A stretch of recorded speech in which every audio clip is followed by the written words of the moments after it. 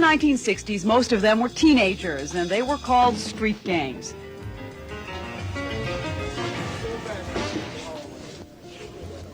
In the 1980s, many of those so-called gangs are now run by men in their 30s who are past the street gang stage. Their business is said to include the sale of teas and blues, a heroin substitute now sold openly on the street in great quantity. In addition, they are accused of extortion, burglary, robbery, and violence. The violence has left in its wake people who are afraid. What troubles me the most is shootings, and you don't know where they're coming from. You know, it's either, live and let live or, be hurt. One of the things is that there is a real easy availability of weapons, and that's what makes it very violent and very dangerous. It's good to talk about them if you want to die, go right ahead.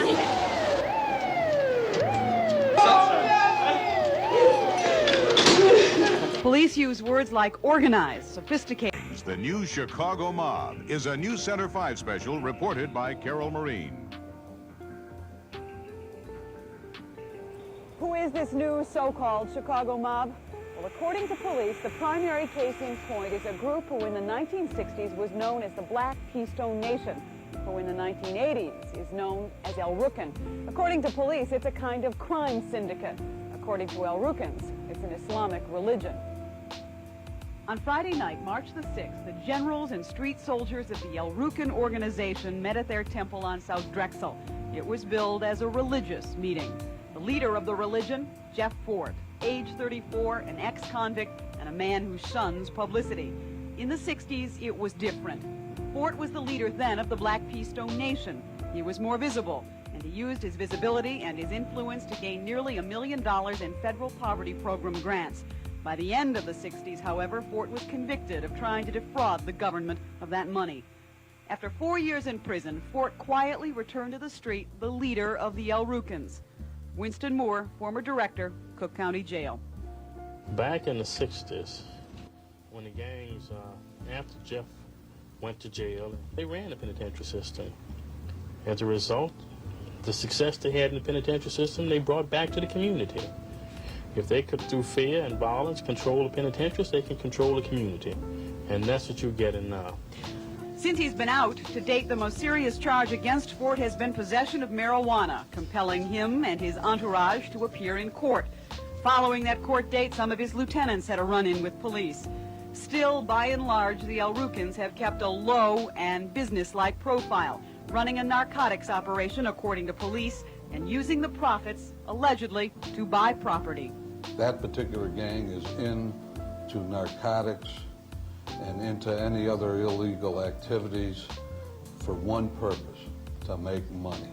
They're looking to invest the profits of their illegal activities and therefore be able to handle and spend that money more easily than they can with the illegal proceeds that they're deriving from narcotics. That's pretty sophisticated, isn't it?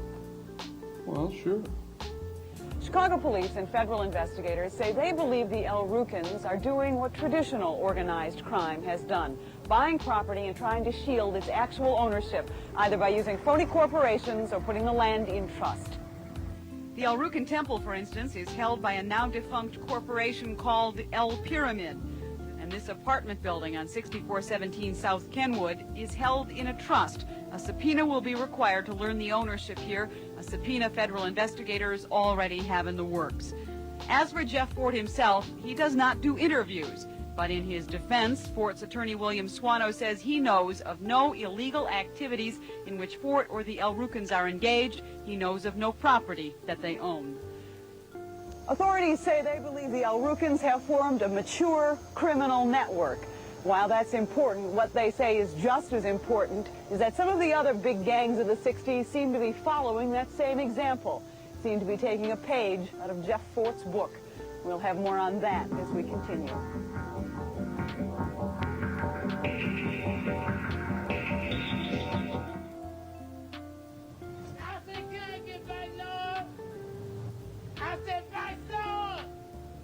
Saturday night, March the 7th, Chicago's West Side. 51 suspected vice lords are arrested after taking over a pinball parlor on North Cicero. Asked what they were doing there, they replied, "Protest for the kids on the ladder. That's what we doing. The kids that's getting killed on the ladder, we wearing black ribbons from. And they're gonna lock us up.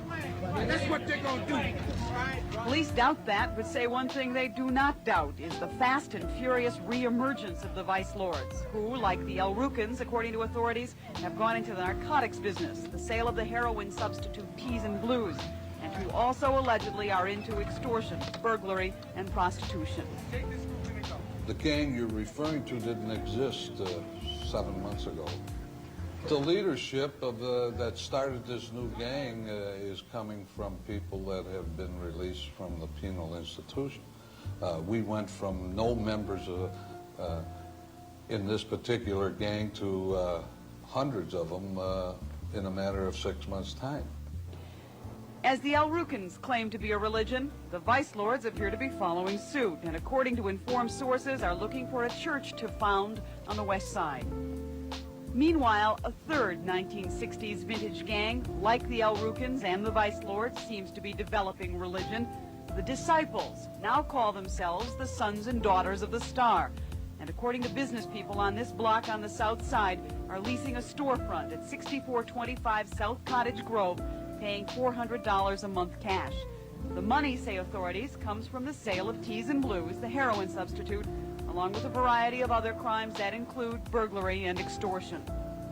All of these gangs have a street in common, but most of them have another place in common as well, the Illinois prison system. Most of the older members left the street to go behind bars, and they took their gang affiliation with them when they went. The Illinois prison system, like the street, has for years had gangs and a seemingly unstoppable traffic in narcotics, cold cash, and even weapons. Prison officials have in recent years made some attempt to control gangs here. In the fall of 1979, when this 8mm surveillance film was shot, dozens of El Rukins had descended on Stateville Prison, driving limousines, wearing dashikis, and demanding to see some of their religious brethren inside. Permission was denied, and prison officials controlled that situation. Other problems have been much harder to solve. Are you a gang leader? I'm not a gang leader, but I'm a leader Of what? of an organization. A case in point, Stateville inmate Dirk Acklin, a disciple out of Chicago, one of a number of disciples fighting for control not just of the prison, but of the street, of Cabrini Green, for instance. Nato! Who did it, Nato? Renardo Williams is reputed to be a disciple leader in Cabrini Green. He is also the brother of one of Dirk Acklin's prison enemies, a brother who heads a rival disciple faction.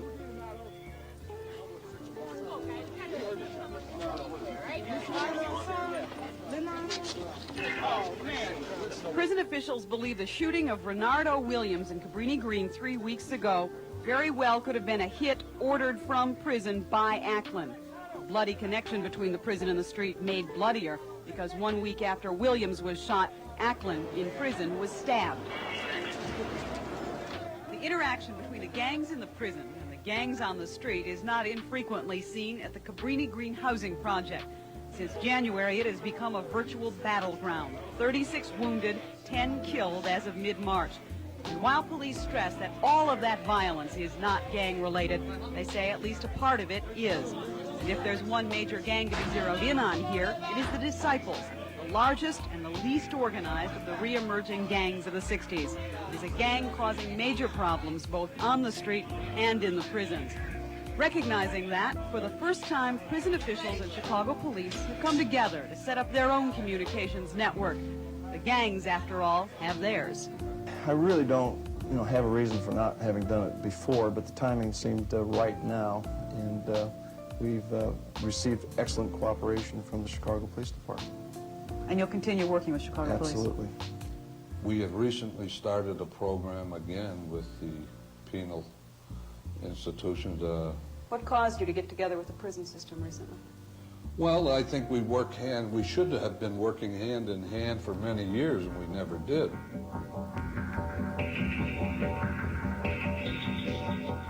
System.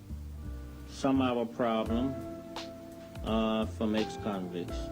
that was released on an early release program they had here around the last August. From that point on, we've been having much more problem we had prior to that time. Consider gang locations in the city. On the north side, this map shows the distribution of a variety of Latino gangs. White gangs, small in number, also on the north. Black gangs regrouping on the west and fighting for control in Cabrini Green. And on the south side, the more business-oriented, less openly violent black organizations. But wherever you go, there is above all else genuine, agonizing concern on the part of the people who live where the gangs live. Well, I have had trouble with the gang brutality of arresting me, saying things that they shouldn't say. And also my retarded brother, he has been arrested a couple times. One time they undressed him and had him in the hallway. A couple times they stick him on the elevator, they slap him around and stuff like this. I mean, you've just decided you're going to speak out. Yes. You think more people should speak up and be heard? Yes. Do you think they will? No. And if some gangs are in fact what police are calling a kind of crime syndicate, then what is being done about them? More after this.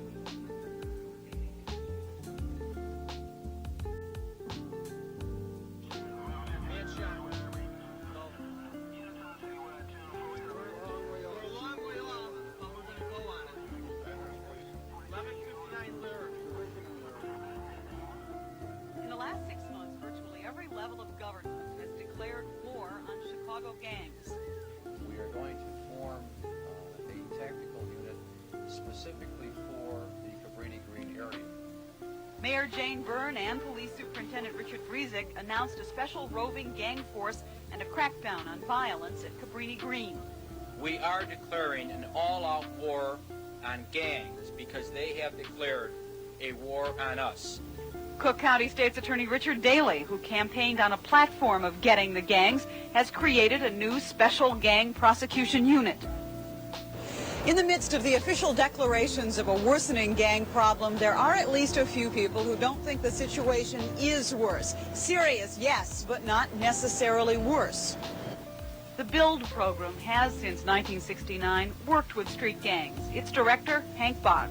The problem of young people becoming involved in youth gang behavior, for the 20 years that I've been dealing in this particular field in Chicago, I cannot say it's worse or it's better than it has been all along. There are also those who question the new law enforcement emphasis on the gangs. Is it your conviction, in fact, that the use of a gang label is overused, it's overgeneralized? Every young black person with an afro is a gang member. That's per se.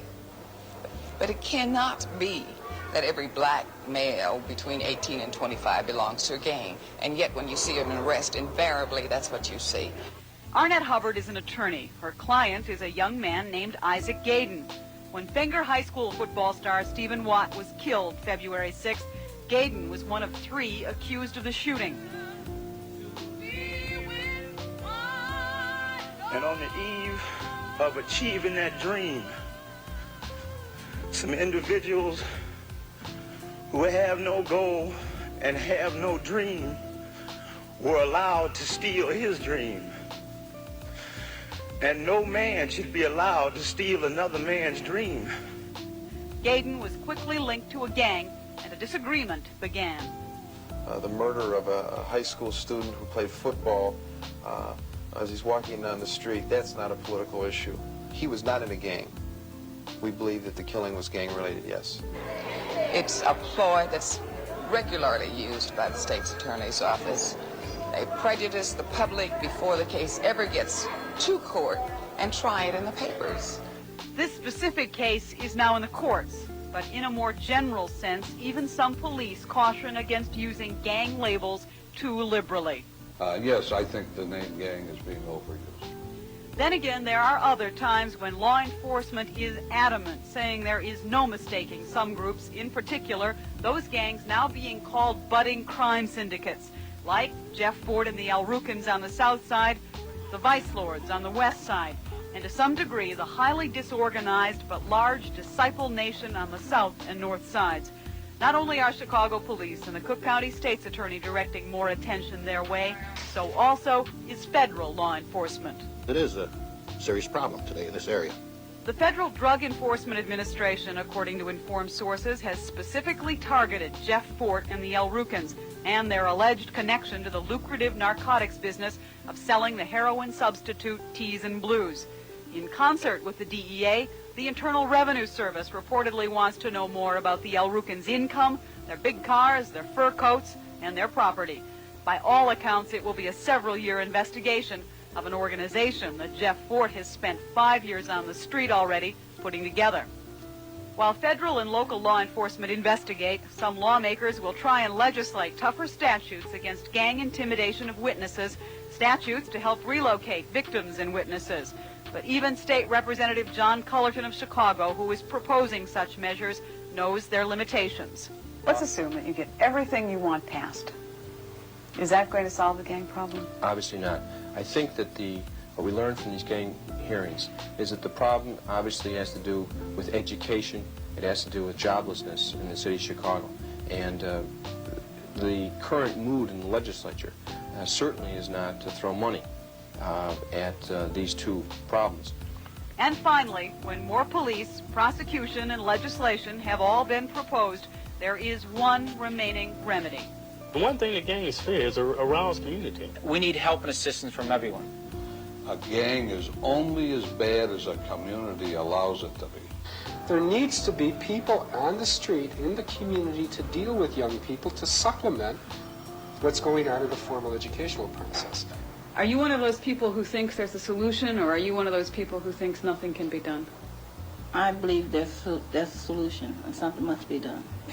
In just another month, the U.S. Department of Justice is going to get the results of a study it commissioned, a study conducted by nationally known gang expert Dr. Walter Miller.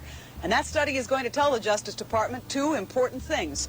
One, that Chicago is the nation's second city in more than one sense, that it ranks second behind Los Angeles in the number of gang killings each year. Two, the Justice Department will be told that while some gangs trade in violence, there are others that have moved on to bigger, more businesslike pursuits.